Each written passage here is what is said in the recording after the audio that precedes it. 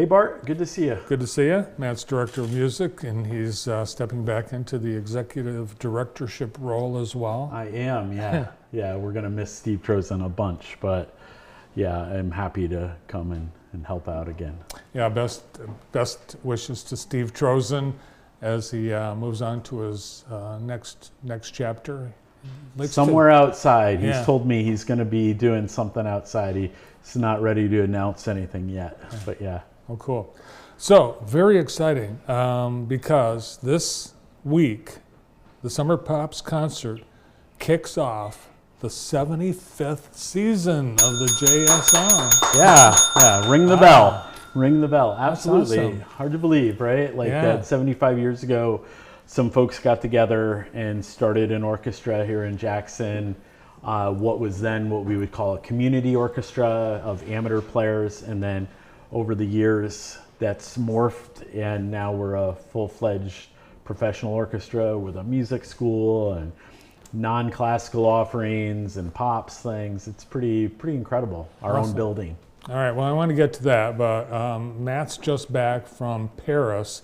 You got a chance to go to the Olympics. I did, yeah. I was first in Ireland doing some work on this French composer that I study. We actually presented, some friends of mine and myself presented her reed trios at the Clarinet Conference, the International Clarinet Conference, which was being held in Dublin. And then I went over to France to visit the son of the composer, who I've become really quite close to. And I had some things that I wanted to do at his house. And while I was like looking at it, it happened that the Olympics were not too far from where he lived, and I'm a big golfer, and so I bought a ticket to go to the Sunday men's golf, and so, that was incredible. That was awesome because it really flipped the last 9 holes. Yeah, well, I think what was neat for me, especially being a musician, was to watch actually ahead of Scotty Scheffler, Victor Perez, who's a Frenchman. He shot 8 under. Scheffler shot 9 under, but Perez really had a great round going too. And from tee to green, folks were singing the French national anthem to him. Like, you had 30,000 people there, and people were just singing en masse. And it reminds me of the value and how we use music. I mean, when Rory McIlroy was about to tee off, they sang the Northern Ireland people that were in the house sang to him. I mean, just it was really cool to have that energy, and then of course to see Scheffler on the podium when the flag went up and the national anthem went, and him break down in tears. You must have. I mean, everybody must have had. Oh yeah, it's a real goosebumps moment. It was really wild, and I just think as I'm an entertainer as well, and so it's really neat to like go and see how the Olympics are done and all of that. So it was special. Cool, amazing. Anthems. One thing that I was surprised at, how many of national anthems all over the world, they sound a lot alike. They do, and sometimes they use the same tune as one another. They use the tune of a folk song that we might know. I mean, God Save the Queen in England versus My Country 'Tis of Thee is a great example of something like that. But yeah.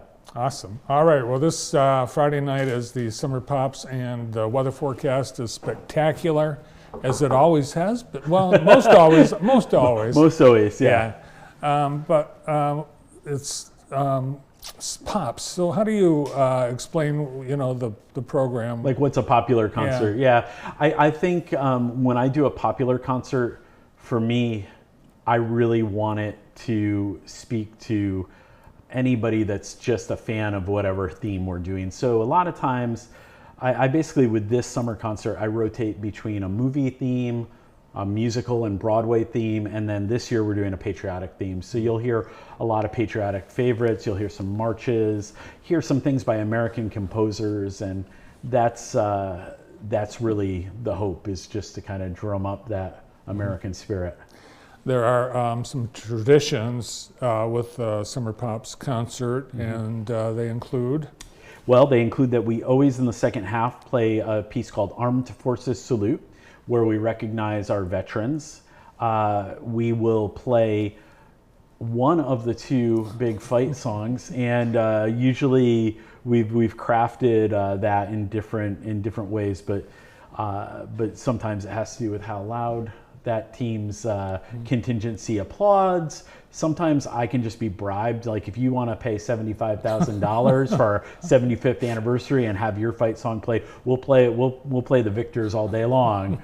So yeah, it's a fun part of it. And then we always end the concert coming back together with Stars and Stripes Forever.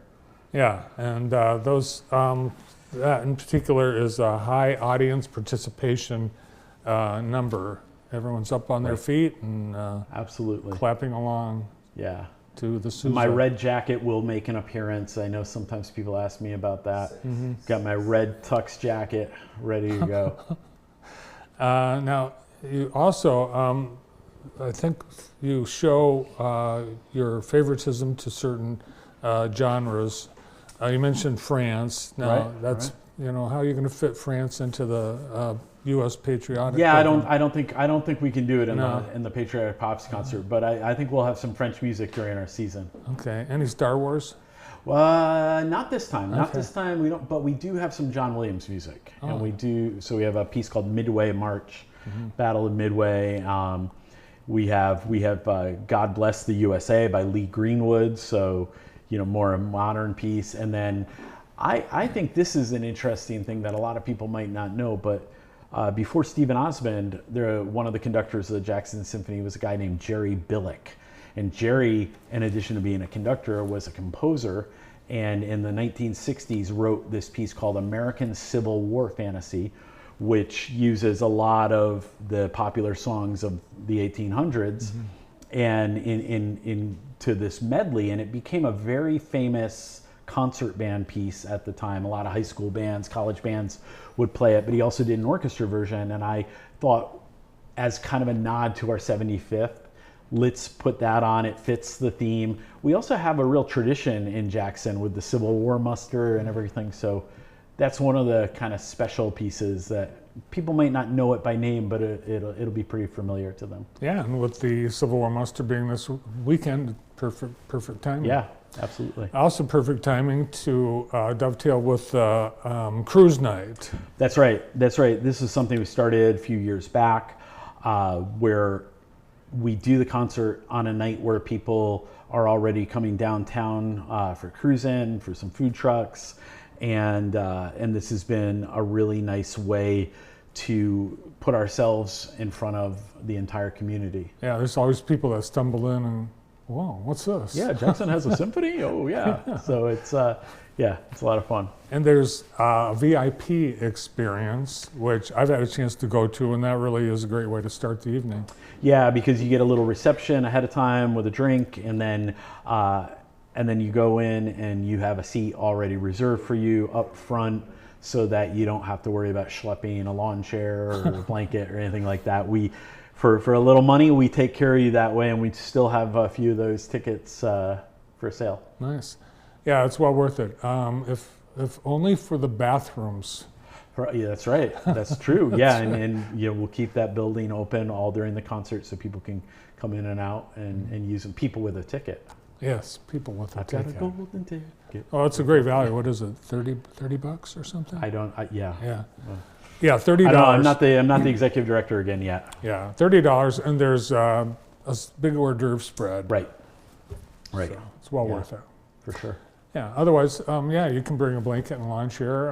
There's a little bit of seating. And who knows when the train will come through? Or if it will come through. So there's always that. I wonder if we have a little some wagers going on of like, will the train interfere with the quietest tune on the program? The first year Matt was here, the concert was at the Riverwalk Amphitheater. Yeah. And Matt was surprised when the train came through. Absolutely. And I think it was the timing of the whistle worked out really well with whatever the piece was. I think it did. Yeah.